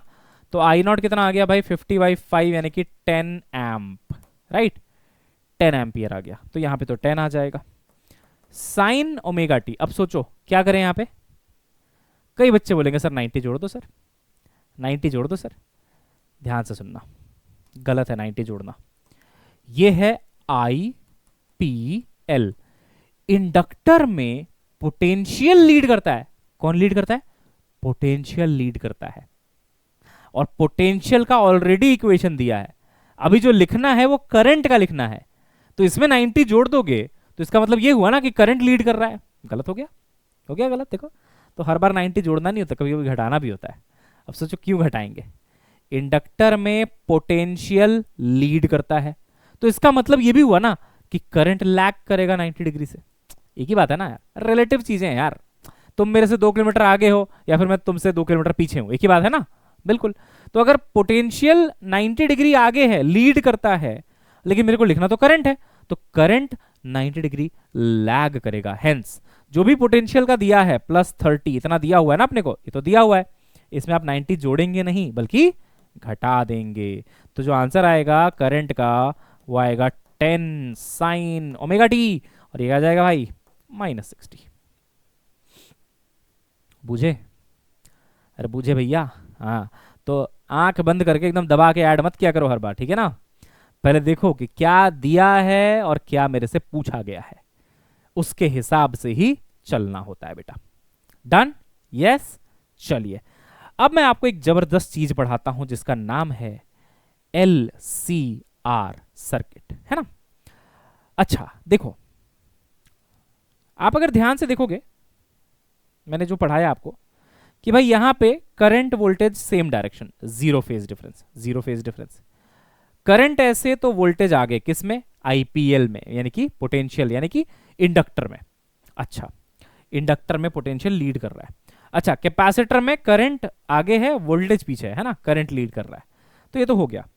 अब मैंने बोला कि एक काम करते हैं, जैसे एवेंजर्स मूवी है ना, कि आयरन मैन, कैप्टन अमेरिका, है ना, हल्क, और कौन था जो भी था, सबको एक साथ ले आए। वैसे ही हम लोग भी क्या करते हैं, अपने तीनों सुपर हीरोज जो हैं, रजिस्टर, इंडक्टर, कैपेसिटर, एक साथ लाके एक मूवी बनाते हैं। अच्छा उस मूवी का नाम दिया जाएगा LCR सर्किट, ठीक है। जनरली इसको LCR बोलते हैं, आप RCL भी बोल सकते हो, है ना, कोई दिक्कत नहीं है, जो आपका मन करे वो बोल लेना, है ना, चलेगा। LCR सर्किट देखो क्या होती है। अभी LCR सर्किट में क्या हुआ ना, देखो एक इंडक्टर है, ठीक, एक कैपेसिटर है और एक रजिस्टर है भाई। बहुत बढ़िया सर, तीनों के तीनों हैं साथ में, ठीक। अब इंडक्टर का मैंने बोला कि भाई इंडक्टिव रिएक्टेंस XL, कैपेसिटर के लिए XC और रजिस्टर के लिए R। डन? Done sir. मैंने क्या लगाया इसमें? मैंने लगाया भाई ऑल्टरनेटिंग करंट, ये मैंने गलत लगाया है ना, ये DC नहीं लगाना है मुझे, क्या लगाना है भाई? AC लगाना है। AC लगाया, ठीक, AC लगा दिया, AC लगा दिया। AC जो मैंने लगाया उसमें जो करंट का इक्वेशन है वो क्या है? देखो करंट का इक्वेशन है I0 साइन ओमेगा टी, ठीक है ना, I0 साइन ओमेगा टी। अब एकदम ना अपन बेसिक से शुरुआत करते हैं। कैसे कैसे किया था हमने, इसको बताओ कैसे किया हमने। क्या किया था बेटा अभी तक सर्किट में, क्या करते थे आप? देखो कि यही चीज करना है वहां पे भी, सेम चीज। आप चाहो तो अपने जो शॉर्ट नोट्स बनाओगे ना, इस 3 के बाद यहां पे एक LCR का भी बना देना अलग से कॉलम, चाहो तो, ठीक है। करंट लिखा, फिर वोल्टेज लिखा, फेज डिफरेंस लिखा, रिलेशन लिखा, फेजर डायग्राम बनाया, है ना। करते हैं यहां पे भी, क्या कहते हो यार, है ना, चलो करते हैं, यहां पे भी करते हैं, बड़ा मजा आएगा, बहुत सिंपल है। देखो मैंने बोला चलो सबसे पहले ना वोल्टेज लिख देते हैं, वोल्टेज। जैसे ही मैं वोल्टेज लिखने गया, लड़ाई हो गई। किसके बीच में लड़ाई हुई? Potential across inductor, potential across capacitor और पोटेंशियल अक्रॉस रजिस्टर के बीच में। तीनों ने बोला मेरा पोटेंशियल पहले लिखो, मेरा पोटेंशियल पहले लिखो। मैंने बोला ये क्या चल रहा है, मेरा तेरा क्या होता है? ये बोलते हैं भाई अभी तक एक ही पोटेंशियल होता था क्योंकि एक ही कंपोनेंट था, अब 3 3 है, तीनों का पोटेंशियल अलग अलग लिखा जाएगा। मैं बोला लो भाई, गई भैंस पानी में। मैंने बोला पहले किसका पहले लिखा था, रजिस्टर का ना? बोले हाँ। मैंने बोला अभी भी उसी का पहले लिखेंगे, जाओ जो करना है कर लो। मैंने बोला देख भाई, रजिस्टर का जो पोटेंशियल है वो क्या लिखा जाएगा, वो लिखा जाएगा वी नॉट, यानी कि रजिस्टर के अक्रॉस जो भी पीक वैल्यू ऑफ वोल्टेज है। तो रजिस्टर ने बोला मेरी पीक वैल्यू का आंसर है आई नॉट इंटू आर, ये रजिस्टर वाला पीक हो गया। सही है ना भाई, ये तो फॉर्मूला लगाया था है ना, V बराबर आई आर, इसका तो रेजिस्टेंस होता है। मैंने बोला अच्छा, तो पीक वैल्यू हो गया I naught into R, very good. अंदर साइन ओमेगा टी, क्योंकि यहां साइन ओमेगा टी है तो यहां भी सेम सेम सेम लेना है, सेम सेम। अगर यहां प्लस 37 होता तो यहां भी प्लस 37 लिख देते, सेम लेना है। जरूरी नहीं है कि साइन ओमेगा टी ही लिखना है, जो यहां लिखा है। अगर यहां प्लस 20 लिखा है तो तुम यहां भी प्लस 20 लिखोगे, क्योंकि दोनों इक्वल होते हैं हमेशा।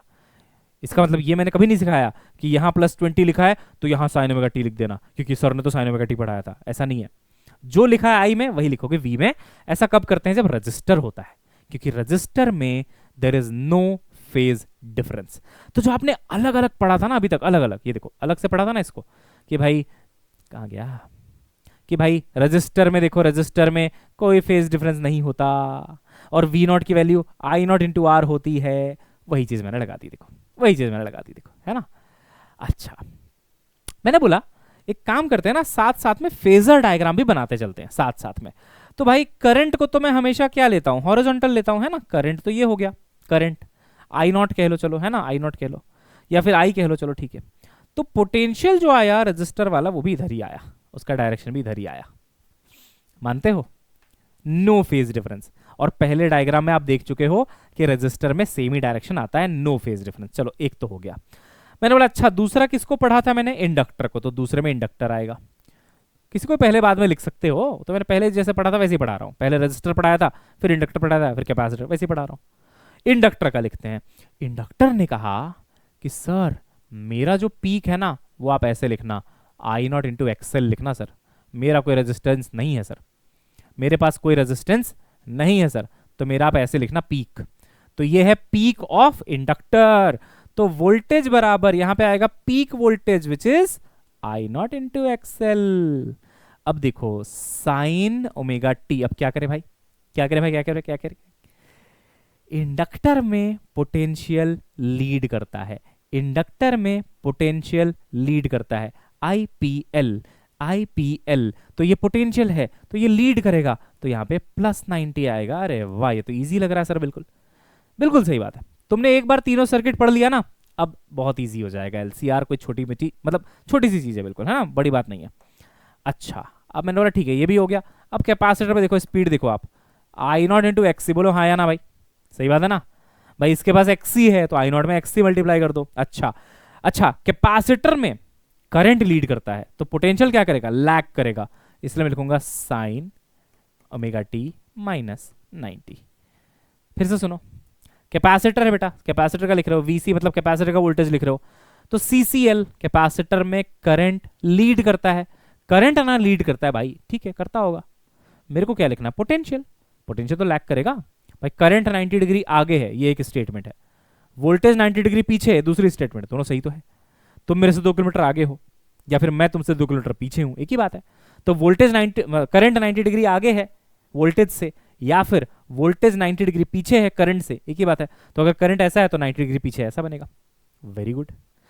अब अगर मैं इस VL और VC को भी इस डायग्राम में दिखाना चाहूं, तो देखो मैंने एंटी क्लॉकवाइज रोटेशन माना है, तो देखो बेटा VL आगे होगा यानी कि इधर बनाया जाएगा VL, और VC पीछे होगा यानी कि नीचे बनाया जाएगा VC। क्या बनाया जाएगा भाई, VC। अब मैंने बोला देख यार, करंट 1 है, वोल्टेज 3 है, अच्छा लगता है क्या ऐसे, बताओ ऐसे अच्छा लगता है क्या, नहीं ना। तो अगर करंट 1 है तो वोल्टेज भी 1 होना चाहिए। मैंने बोला चलो ये तो रोटेटिंग वेक्टर्स है ना, सारे वेक्टर ही तो है, मैंने क्या बोला था, phasor is a rotating vector, तो इसको वेक्टर की तरह सॉल्व कर देते हैं ना। एक ऊपर है VL, एक नीचे है VC, थोड़ी देर के लिए मान लो, जरूरी नहीं है बट मान लो कि VL ज्यादा है, VL ज्यादा है VC से, लेट, यहां पे लिख देता हूं, यहां पे लिख देता हूं बेटा लेट, लेट क्या, let, let VL is greater than VC। मान लिया मैंने ऐसा। तो अगर VL बड़ा है VC छोटा, तो जो नेट आएगा वो ऊपर की तरफ आएगा, और जो नेट होगा वो कितना लिखा जाएगा, वो लिखा जाएगा VL माइनस VC। ऐसे होता ना भाई, इधर 5 इधर 2 है, क्या घटाओगे, 5 माइनस 2 3 कर दोगे सीधा, 180 डिग्री में सीधा सीधा माइनस करते हैं, तो ऊपर आ गया VL माइनस VC। इसको अलग डायग्राम अलग कलर से बना लो ताकि थोड़ा सेपरेट लगेगा, तो नोट्स अच्छे बन जाएंगे तुम्हारे ना। ये देखो ऊपर की तरफ क्या आ रहा है, तो ये आ रहा है VL माइनस VC, और इधर कौन सा वोल्टेज है, VR। अब मैंने बोला अच्छा, तो एक ये बच गया VL माइनस VC, और एक इधर बच गया VR। कितना एंगल है दोनों के बीच में, 90। तो जब 90 में है तो जो नेट वेक्टर होगा वो ऐसे आएगा, ऐसे कुछ आएगा, V नेट, है ना बेटा, ये आएगा आपका V नेट। तो जो V नेट का फॉर्मूला बनेगा, V नेट, देख मैं इसी के नीचे लिख रहा हूं, तो V नेट का फॉर्मूला जो बनेगा वो बनेगा अंडर रूट ऑफ, है ना, VL माइनस VC का होल स्क्वायर प्लस VR का होल स्क्वायर। ये क्या कांड कर दिया सर आपने, ये क्या चीज है सर, ये क्या चीज है सर, बेटा कुछ नहीं है, ये एक वेक्टर है, ये एक वेक्टर है, तो वेक्टर का रिजल्टेंट, जब दो वेक्टर 90 डिग्री में हो x और y, तो वेक्टर का रिजल्टेंट ऐसे निकालते हैं, x का स्क्वायर प्लस y का स्क्वायर। इससे आप बेटा क्या निकाल लोगे, नेट वोल्टेज निकाल लोगे। क्या निकाल लोगे भाई, तो सर नेट वोल्टेज निकाल लेंगे सर। अच्छा, वेरी नाइस। अच्छा सर अगर VC बड़ा होता तो, समझाता हूं। मैंने क्या अज्यूम किया है, VL बड़ा होगा VC से। तो देख बेटा, जब मैंने VL और VC को घटाया, मतलब VL बड़ा था तो नेट ऊपर की तरफ आया, तो VL माइनस VC ऊपर आया, है ना, VL माइनस VC ऊपर आया, और VR तो इधर है ही, तो इनका रिजल्टेंट ऐसे आया, V नेट ऐसे आया।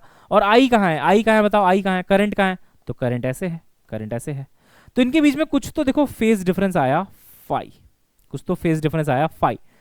तो अब मैं इतना सारा क्यों ड्रॉ करूंगा, VL VC को क्यों ड्रॉ करूंगा, VR को क्यों ड्रॉ करूंगा, अब तो मैं नेट निकाल चुका हूं, तो मैं खाली नेट दिखाऊंगा, नेट, कि भाई नेट वोल्टेज जो है वो ऐसे है, ये V नेट है और ये करंट है। अब इनके बीच का जो एंगल है वो फेज डिफरेंस कहलाता है।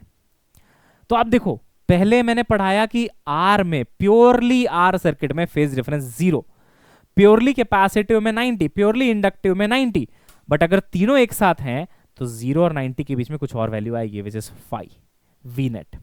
अच्छा, अब सर अगर मैं बोलूं कि नहीं VC बड़ा है, अब क्या करोगे, नहीं VC बड़ा है, देखो मैं बताता हूं, VC बड़ा है सर, VC, तो मान लो अगर VC बड़ा है VL से, मान लो, तो क्या होगा, अब ये छोटा हो गया, ये बड़ा हो गया, तो नीचे ज्यादा आ जाएगा, तो नीचे आएगा रिजल्टेंट, तो आप लिखोगे नीचे आया VC माइनस VL। अब देख बेटा, यहां तो स्क्वायर ही करना है ना, तो VL माइनस VC कर कि VC माइनस VL कर, एक पॉजिटिव एक नेगेटिव, स्क्वायर होगा तो प्लस ही हो जाना है, तो कोई फर्क नहीं पड़ता, यहाँ VL माइनस VC लिखो, VC माइनस VL लिखो, एक ही बात है।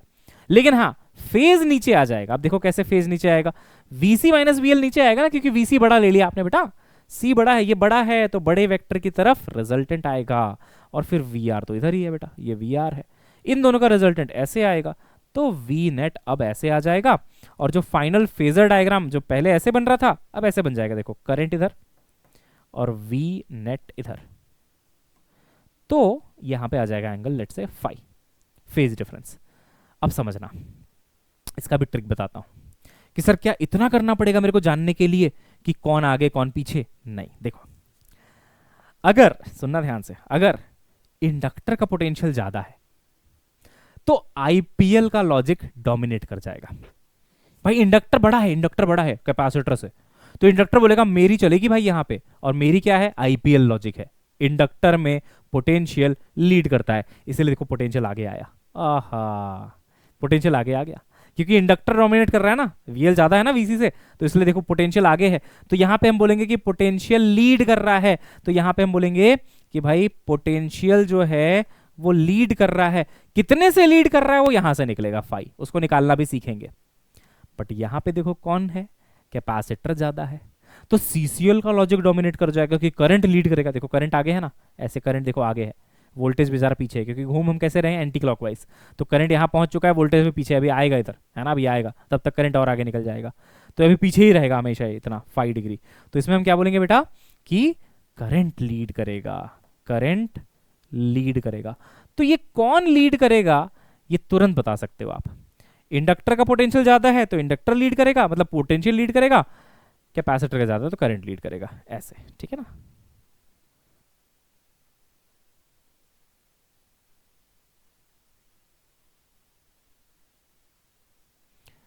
डन है बेटा, चलो इसको छाप लो, टेप लो, आगे बढ़ते हैं। तो मैंने आपको सिखाया कि पोटेंशियल अक्रॉस रजिस्टर कैसे लिखना है, पोटेंशियल अक्रॉस इंडक्टर कैसे लिखना है, पोटेंशियल अक्रॉस कैपेसिटर कैसे लिखना है, और तीनों का नेट कैसे लिखना है ये भी बताया, है ना। ये सारी चीजें मैंने बताई। अब देखो, अचानक से एक आवाज आई कि यार इनके जो रिएक्टेंसेस हैं वो भी तो अलग अलग हैं। मैं बोला क्या? तो देखो, जो करंट है उसी दिशा में रेजिस्टेंस आता है आर, ठीक, मानता हूं, बिल्कुल मानता हूं। जो करंट है उससे 90 डिग्री आगे आता है बेटा एक्सएल। इंडक्टर में पोटेंशियल लीड करता है, इंपेडेंस भी लीड करता है 90 डिग्री, है ना, मतलब आप कह लो रिएक्टेंस। और एक्सी कहां आएगा? एक्सी, एक्सी नीचे आएगा। तो जैसे आपने नेट पोटेंशियल निकाला वैसे ही आप नेट रिएक्टेंस निकाल सकते हो, जिसको इंपेडेंस कहते हैं, जिसको क्या कहते हैं? इंपेडेंस। तो देखो ना यार, आर इधर ही है करंट के साथ साथ रजिस्टर वाला। अच्छा, इंडक्टर वाला कहाँ है? 90 डिग्री आगे है। कैपेसिटर वाला कहाँ है? 90 डिग्री पीछे है। तो अगर मैं मानता हूं, अगर मैं मान लेता हूं कि भाई एक्सएल जो है वो एक्ससी से मान लो बड़ा है ना, तो देखो ऊपर क्या बचेगा? तो सर ऊपर बच जाएगा एक्सएल माइनस एक्ससी, और राइट में क्या बच जाएगा? आर, है ना। अब इनका जो रिजल्टेंट है बेटा, इन दोनों का जो रिजल्टेंट है वो ऐसे जा रहा होगा, जो नेट कहलाएगा, नेट। इस नेट ऑफ ऑल रिएक्टेंसेस, ये इंडक्टिव रिएक्टेंस, ये कैपेसिटिव रिएक्टेंस, इसको रेजिस्टेंस बोलते हैं, तो ये रेजिस्टिव रिएक्टेंस ऐसा कुछ है ना। तो सभी रिएक्टेंसेस का जो नेट आएगा उसको कहते हैं बेटा Z, जिसका नाम है इंपीडेंस। इंपीडेंस, इंपीडेंस जो है वो इन सभी का नेट है। किसका किसका? एक्सएल, एक्सी, आर, सभी का नेट है। अब उसका देखो फॉर्मूला क्या बनेगा? Z बराबर अंडर रूट में इसका स्क्वायर, यानी कि एक्सएल माइनस एक्सी का स्क्वायर, प्लस इसका स्क्वायर, एक्स का स्क्वायर तो आर का स्क्वायर। ये बेटा Z का फॉर्मूला है। अच्छा और सुनो, यहीं से बेटा आप एंगल फाई भी निकाल सकते हो कि कितना फेज डिफरेंस है। ये वाला देखो, ये वाला, ये आई है ना, ये आई है, और ये डायरेक्शन आपकी वी नेट की डायरेक्शन थी, याद है ना, ऐसे निकाला था ना वी नेट। तो इनके बीच का एंगल कितना कहलाता है? फाई, यानी कि फेज डिफरेंस। तो इस ट्राइंगल में देखो कैसे निकालोगे आप, देखो ये आपका आर, ठीक, ये आपका एक्स एल माइनस एक्स सी, और ये क्या है बेटा? जेड। अब आपको पता होगा बेटा कि किसी भी वेक्टर को हम ट्रांसफर कर सकते हैं unless and until we are changing the direction and magnitude. अगर हम नहीं चेंज कर रहे हैं ना डायरेक्शन और मैग्नीट्यूड, तो आप यहां से उठा के इसको यहां भी रख सकते हो। तो एक्सएल माइनस एक्सी को मैंने क्या किया, यहां से पकड़ा, उठ जा भाई, हाँ यहां से पकड़ा और यहां पे रखा। आय हाय हाय कितना सुंदर है। तो जो एक्सएल माइनस एक्सी यहां लिखा था वो वहां से हटा, है ना, और कहां पहुंच गया भाई? यहां पहुंच गया। तो ये है एक्सएल माइनस एक्सी। अब ये वाला एंगल कितना है भाई? फाई। तो सोच बेटा tan फाई कितना हो जाएगा? बोलो रे बाबा, tan फाई होता है परपेंडिकुलर बाई बेस। तो परपेंडिकुलर कितना है? परपेंडिकुलर है X L minus X C divided by R, perpendicular upon base. अब तुम बोलोगे, फिर रोगे सर अगर एक्सी ज्यादा हुआ तो क्या होगा? तो अगर एक्सी ज्यादा हुआ तो डायग्राम ऐसा बनेगा, नीचे आएगा आपका एक्सी माइनस एक्सएल, है ना, इधर आ जाएगा आपका आर, तो z जो आएगा वो इधर आ जाएगा, तो ये आपका फाई बन जाएगा। तो फाई का फॉर्मूला ये बन जाएगा, देखो tan फाई बराबर X C minus X L divided by R, और जो z का फॉर्मूला है वो तो सेम ही रहेगा। अब जो ज्यादा जो बड़ा, बड़ा माइनस छोटा करो चाहे छोटा माइनस बड़ा करो, करना तो स्क्वायर ही है ना। अब मान लो मैं कह रहा हूं कि भाई एक्सएल की वैल्यू 2 है, एक्ससी की वैल्यू 4 है ना, ये एल है, ये एक्सी है। तो तुम बोलोगे अच्छा सर तो यहाँ एक्सी माइनस एक्सएल लिखना चाहिए? नहीं, जरूरत नहीं है। एक्सएल माइनस एक्सी लिखोगे तो भी सेम ही आंसर आएगा, क्योंकि ये एक्सएल 2 है और ये माइनस 4 है, तो 2 माइनस 4 माइनस 2 का स्क्वायर 4। और अगर तुम उल्टा लिखते तो 4 माइनस 2 2 आता, 2 का स्क्वायर भी 4 ही होता है। स्क्वायर करोगे ना तो माइनस का स्क्वायर प्लस ही हो जाएगा, तो डजंट मैटर। बाकी tan फाई के लिए आप एक्सचेंज कर सकते हो, बड़ा माइनस छोटा ऐसा याद कर लो, बड़ा माइनस छोटा ऐसा याद कर लो, है ना। जो वैल्यू बड़ी है, जो वैल्यू छोटी है, उनको आपको घटा देना है। ठीक है बेटा, क्या कहते हो भाई, डन है? चलो एक क्वेश्चन करेंगे अपन इस पे, उसके बाद आज की क्लास को समाप्त करेंगे।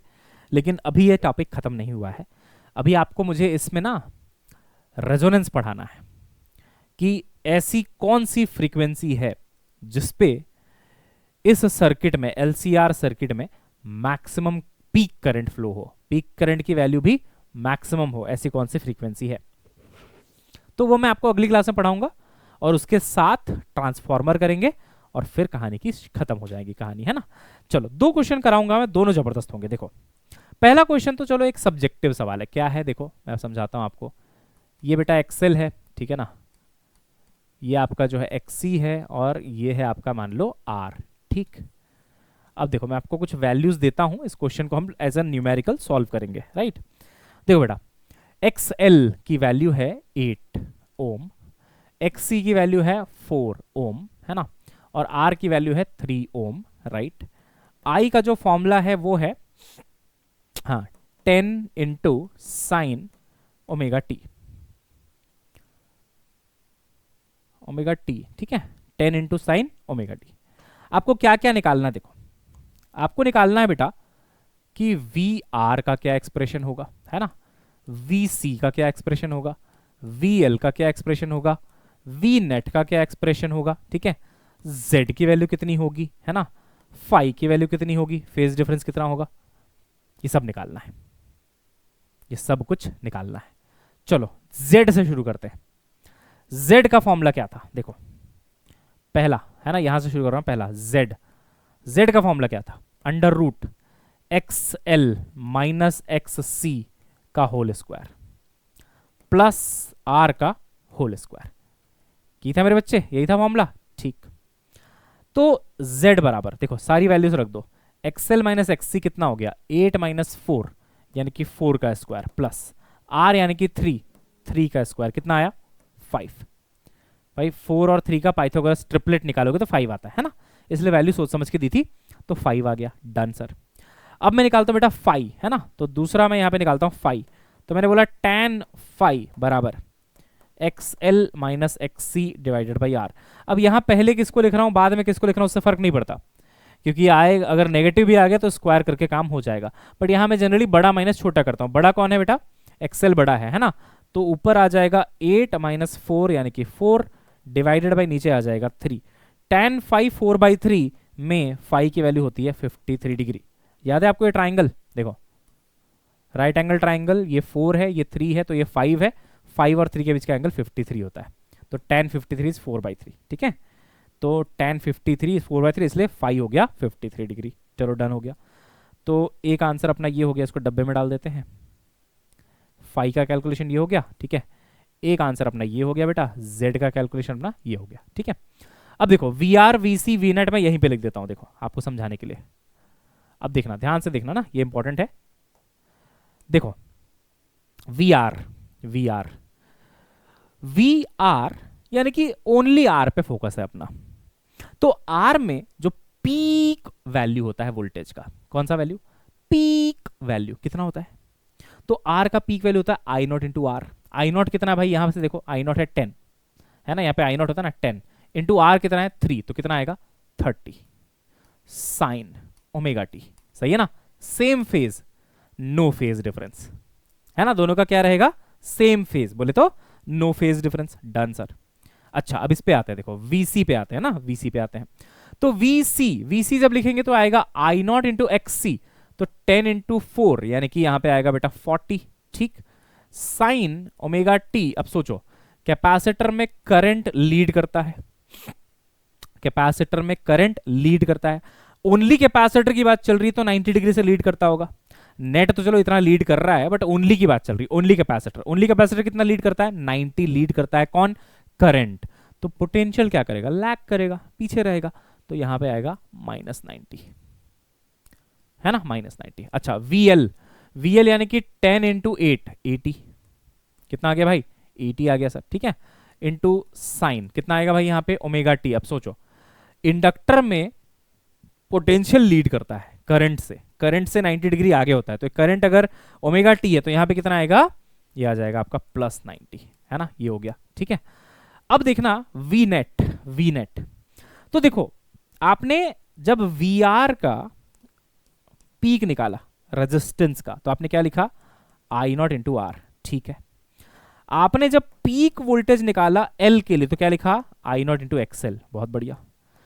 पीक वोल्टेज निकाला कैपेसिटर के लिए तो क्या लिखा, आई नॉट इंटू एक्ससी। तो वैसे ही अगर आप पीक निकालोगे नेट का तो आप लिखोगे आई नॉट इंटू जेड। मेरी बात समझ में आ रही है, समझो इस बात को, बहुत इंपॉर्टेंट पॉइंट है।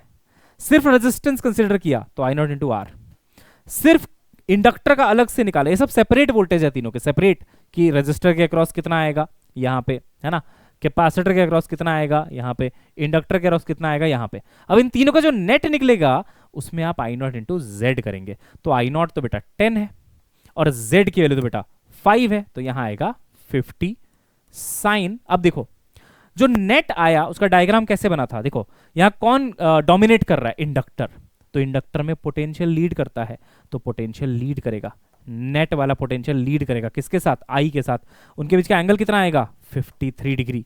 तो सोच बेटा करंट से वोल्टेज कितना आगे है, 53। तो अगर करंट में ओमेगा टी है तो यहां आएगा ओमेगा टी प्लस 53। समझ आया भाई, समझ आ रहा है बच्चों, आ रहा है बिल्कुल। अच्छा एक चीज और बताता हूं, अभी मैंने वी नेट का पीक वैल्यू कैसे निकाला था, पीक वैल्यू मैंने बोला सर पीक वैल्यू मैंने ऐसे निकाला कि वी नेट का peak value I naught into Z से। एक और तरीका था पीक वैल्यू निकालने का, वी आर का पीक वैल्यू पता है, वी सी का पता है, वी एल का पता है। तो एक फॉर्मूला मैंने पढ़ाया था अभी आपको, पता नहीं कितना याद रखते हो आप लोग, कि वी नेट की पीक वैल्यू हो जाएगी under root V L minus V C का whole square plus V R का होल स्क्वायर। ये किसके लिए लगाया गया है, पीक के लिए। अच्छा ये आप आरएमएस के लिए भी लगा सकते हो, वी नेट बराबर under root V L minus V C का whole square plus V R का होल स्क्वायर। अगर आरएमएस दिया हुआ है, जैसा कि 2021 में एक क्वेश्चन आया था उसमें आरएमएस दिया था, कुछ नहीं लिखा है तो आरएमएस है, तो उसमें कुछ नहीं लिखा था, बोला था इंडक्टर का वोल्टेज 50 या 40 वटेवर, है ना, ऐसे कैपेसिटर का वोल्टेज इतना, रजिस्टर का वोल्टेज इतना, तो नेट वोल्टेज निकालो। तो ऐसे निकालना था, सारी वैल्यू डाल दो और यहाँ पे आरएमएस वैल्यू आएगा। बट हमारे को तो पीक पता है ना, देखो ना ये तो पीक है ना सारे, मान लो ये 30 40 80 पीक पता है। अब ये 50 आता है कि नहीं दिखते नेट वाला, है ना। तो वी नेट बराबर अंडर रूट वी एल कितना है, देखो वी एल का पीक है 80, वी सी का पीक है 40, तो यहां आया 80 माइनस 40 यानी कि 40 का स्क्वायर प्लस वी आर का पीक कितना, देखो पीक 30, तो 30 का स्क्वायर कर दो तो प्लस 30 का स्क्वायर कितना आ रहा है, ये 50, देख बेटा आया ना 50। तो ये 50 लाने के दो तरीके हैं, या तो तुम Z अगर निकाल चुके हो तो सीधा सीधा पीक वोल्टेज से Z को मल्टीप्लाई कर दो, जैसे यहां करते थे ना, मतलब पीक करंट से आई नॉट इंटू आर करते थे तो पीक ऑफ रेजिस्टर आता था 30, पीक ऑफ कैपेसिटर कैसे आता था, I naught into X, peak of inductor कैसे आता था बेटा, तो आई नॉट इंटू एक्सएल से आता था। वैसे ही आई नॉट इंटू जेड करोगे ना तो पीक ऑफ नेट आ जाएगा। तो ठीक है आई नॉट इंटू जेड 50 आया, अदरवाइज ये तीनों आपको पता है तो नेट ऐसे भी निकाल सकते हो, समझ रही बात है ना। तो ये सारा कुछ हमने कच्चा टिट्ठा इसका बेटा खोल के रख दिया। अब आप देख लो, कुछ डाउट है तो बता देना मेरे को कमेंट में। एक क्वेश्चन और करा रहा हूं मैं आपको, है ना, और वो क्वेश्चन आया था बेटा 2021 में, जितना मुझे याद आ रहा है 2021 और पीछे होगा 2023 में भी ऐसा क्वेश्चन एक आया हुआ है, बट 2021 वाला काफी अच्छा था। देखो मैं बताता हूं, कहा गया कि भाई एक एलसीआर सर्किट है और उसमें एक इंडक्टर है, एक आपका कैपेसिटर है, एक आपका रजिस्टर है। इसमें मैंने लगाया है ऑल्टरनेटिंग करंट का सप्लाई, ठीक है ना, और ऐसे डायग्राम दे दिया है कि भाई इसके अक्रॉस का वोल्टेज है 40 वोल्ट, ठीक है ना, इसके अक्रॉस का वोल्टेज है बेटा 10 वोल्ट और रजिस्टर के अक्रॉस का वोल्टेज है अगेन 40 वोल्ट। और बोला है कि भाई एक इंडक्टर है, रजिस्टर है ऐसा, और एक लाइन लिखी है potential difference across L C R is 40 10 and 40। ये potential difference across L C और आर दिया हुआ है, एंड बोल रहा है कि the amplitude of current is 10√2। बेटा एम्पलीट्यूड से आप क्या समझते हो? एम्पलीट्यूड ऑफ करंट से आप क्या समझते हो? ये है पीक करंट, यानी कि आई नॉट कितना दिया है 10√2। ये क्या है बेटा? पीक करंट को क्या बोलते हैं? एम्पलीट्यूड ऑफ करंट बोलते हैं। कितना है? 10√2 है। तो बोल रहा है इंपिडेंस ऑफ द सर्किट निकालो, इंपिडेंस है ना, Z की वैल्यू बताओ। तो आप जानते हो ना कि V0 बराबर आई नॉट इंटू जेड लिखते हैं LCR सर्किट में भाई, नेट के लिए ऐसे तो लिखते हैं बेटा। तो देखो अब मेरे पास तीनों का अलग अलग है तो नेट निकल आएगा, नेट निकल आएगा। नेट को मैं यहां रख दूंगा और आई नॉट को यहां रख दूंगा और Z आ जाएगा। तो पता है ज्यादातर बच्चों ने क्या गलती करी? उन्होंने इसको पीक मान लिया, पीक कि ये पीक है, ये पीक है, ये पीक है। तो पीक का जब नेट निकाला कि पीक का नेट पीक मानते हुए, तो क्या बोला? VL माइनस VC का होल स्क्वायर प्लस R का होल स्क्वायर। तो क्या बोला भाई?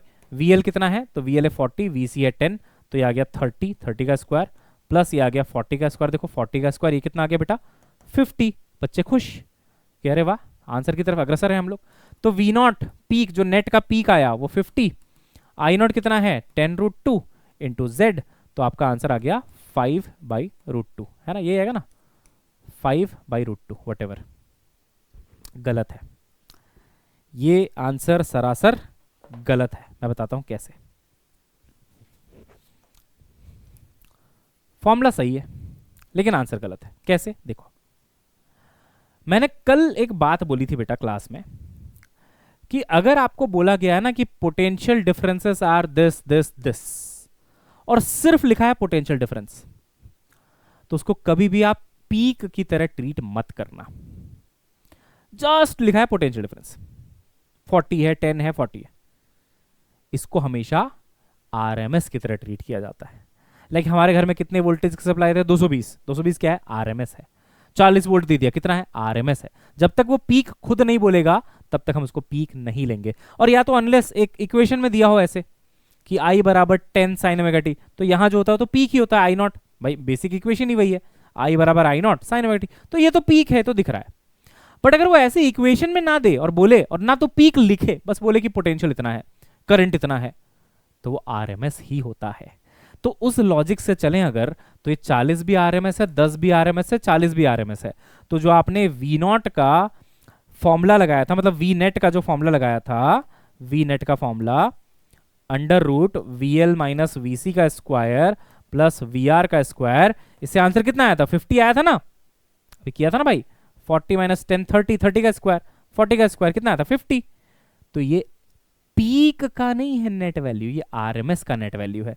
इसको मैं लिखूंगा वी नेट, लेकिन कैसा वाला?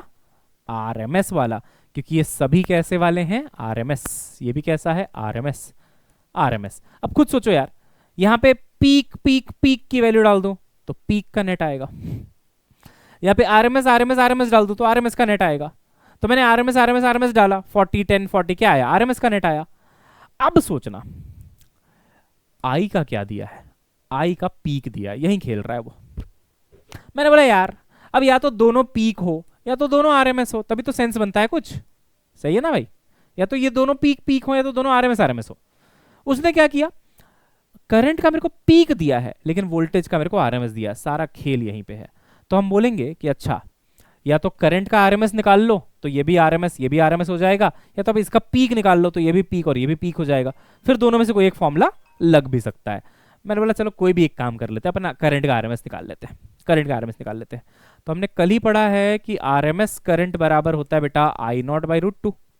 ठीक है, अब I0 है 10√2 डिवाइडेड बाई √2, √2 कैंसिल, तो I RMS आ गया 10, I RMS आ गया 10। अब उसको यहां रख दो। V RMS का नेट कितना है? 50। I RMS कितना है? 10। Z कितना है? Z वही तो निकालना है सर। तो Z हो गया आपका 5 ओम। ये आंसर है। डन। चलो, घर वालों का फोन आ गया, ज्यादा रात हो गई है। बेटा MV सैट में एनरोल कर लेना, है ना। जो स्कॉलर बच्चे हैं, अच्छा पढ़ते हैं बट फीस वगैरह अफोर्ड नहीं कर पा रहे, उनके लिए बहुत अच्छी चीज़ है, 100% तक की स्कॉलरशिप मिल जाएगी। चलिए मिलते हैं नेक्स्ट क्लास में, तब तक के लिए bye bye, have a nice day, see you soon, bye बेटा।